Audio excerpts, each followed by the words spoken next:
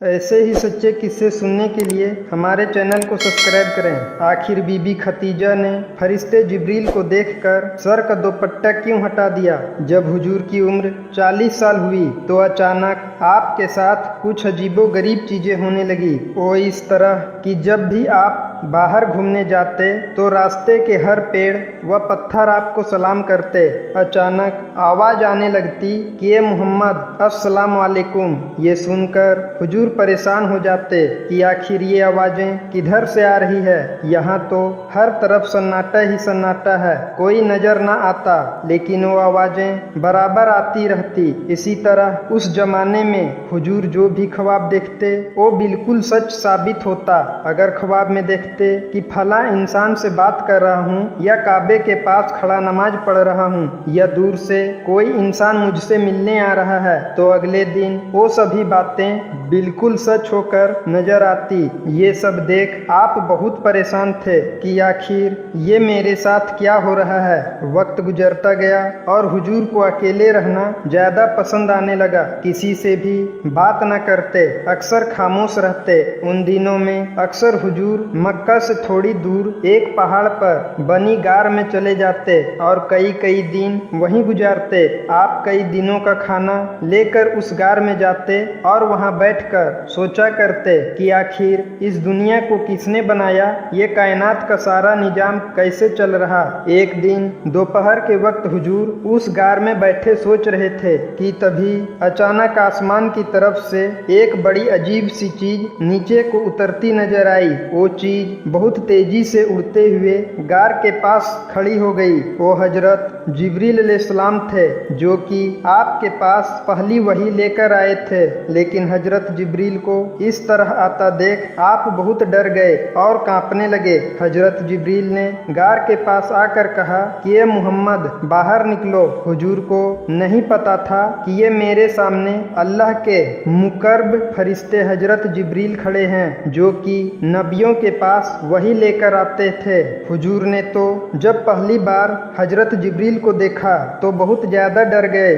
और आपका जिस्म कांपने लगा। हुजूर जैसे ही गार से बाहर निकले तो हजरत जिब्रील ने पीछे से आपको पकड़ लिया और गर्दन के बीच अपनी कोहनी रखकर बहुत तेज दबाया और कहने लगे कि ये मोहम्मद पढ़ो। ये सुनकर हुजूर बहुत घबरा गए और डरते हुए कहने लगे कि मैं पढ़ना नहीं जानता। लेकिन हजरत जिब्रील ने अगली बार और तेज गर्दन दबाई और कहा कि ये मोहम्मद पढ़ो। तो हुजूर ने दूसरी बार भी वही जवाब दिया कि मुझे पढ़ना नहीं आता, मैं उम्मी हूँ। जब अल्लाह के रसूल ने इस बार भी वही जवाब दिया तो हजरत जिब्रील ने तीसरी बार हुजूर को इतनी तेज दबाया कि अल्लाह के रसूल फरमाते हैं कि मुझे उस वक्त महसूस हुआ कि जैसे मेरी जान निकल जाएगी। और फिर हजरत जिब्रील ने कहा कि ये मोहम्मद पढ़ो। जब हजरत जिब्रील ने तीसरी बार हुजूर को दबाया तो उसी वक्त अल्लाह की तरफ से एक तजल्ली हुजूर की तरफ आई और आपके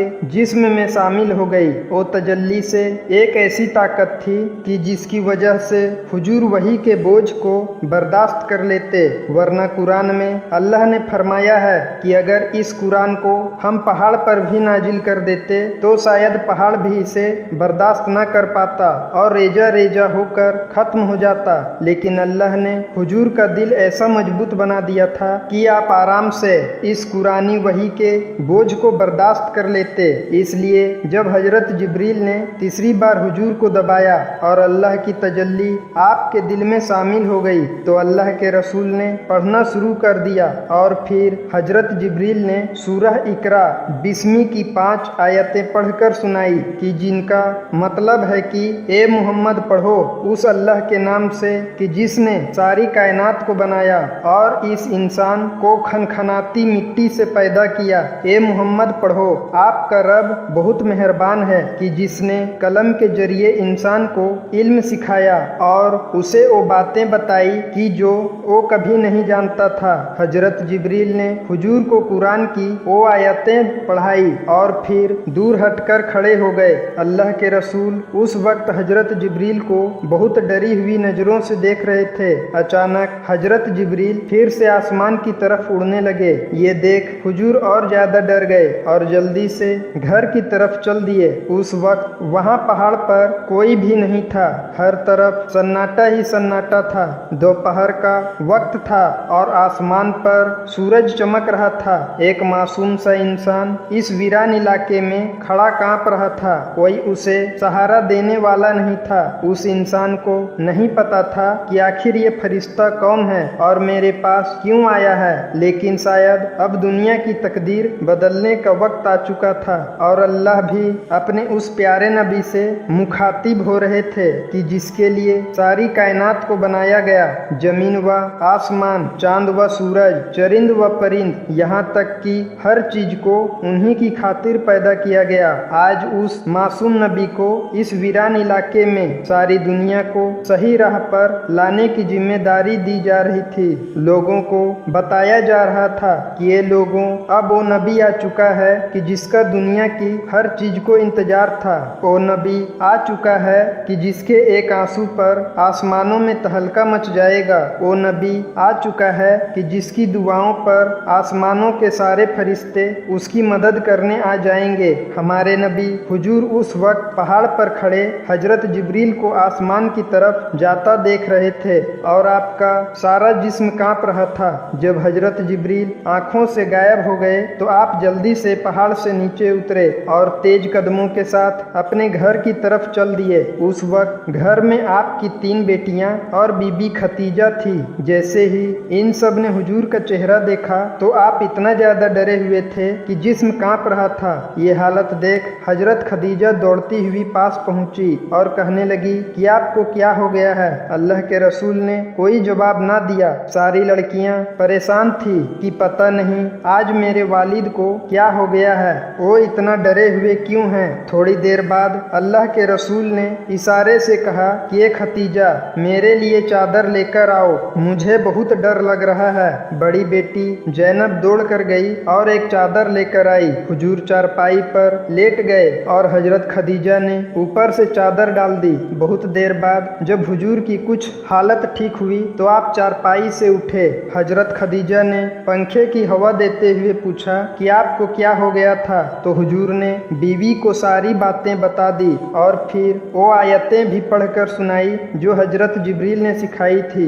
इसके बाद हुजूर कहने लगे कि ये खदीजा, मुझे अपनी जान जाने का खतरा है। तो ये सुनकर हजरत खदीजा कहने लगी कि ऐसा हरगिज नहीं हो सकता। मैं अल्लाह की कसम खाकर कहती हूँ कि अल्लाह आपकी इज्जत को कभी दागदार नहीं करेगा, क्योंकि आप गरीबों का सहारा बनते हैं, भूखों को खाना खिलाते हैं, यतीमों की किफालत करते हैं और परेशान लोगों की मदद करते हैं। तो आपका अल्लाह आपको कभी जाया नहीं होने देगा। लेकिन हुजूर की घबराहट कम नहीं हो रही थी। तो हजरत खदीजा ने कहा कि आप परेशान ना हो, चलो मेरे साथ मेरे चाचा के लड़के वर्का बिन नौफल के पास चलो। वो पुरानी किताबों के माहिर हैं। मुझे यकीन है कि वो आपके बारे में जरूर कोई अच्छा मशवरा देंगे। प्यारे दोस्तों, इसके आगे का वाकया इंशाअल्लाह जल्द ही अपलोड किया जाएगा कि जिसमें बताया जाएगा कि जब दूसरी बार हजरत जिब्रील हुजूर के पास आए तो